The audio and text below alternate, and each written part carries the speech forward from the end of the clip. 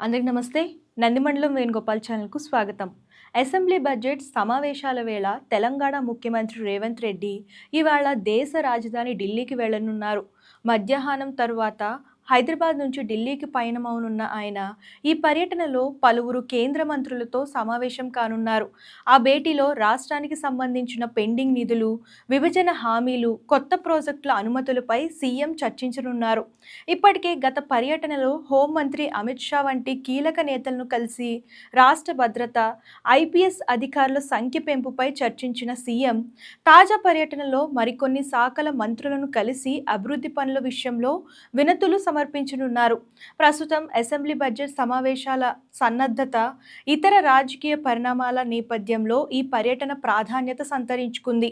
ఢిల్లీ పర్యటన ముగించుకుని సీఎం రేపు తిరిగి హైదరాబాద్కు చేరుకునే అవకాశం ఉంది. ఇంతకీ సీఎం రేవంత్ రెడ్డి ఢిల్లీ పర్యటన గురించి మీకు ఏమనిపిస్తుందో కామెంట్ రూపంలో తెలియజేయండి. అండ్ ఇలాంటి లేటెస్ట్ న్యూస్ కోసం ఛానల్ ఫాలో అవ్వడం, సబ్స్క్రైబ్ చేయడం మర్చిపోకండి.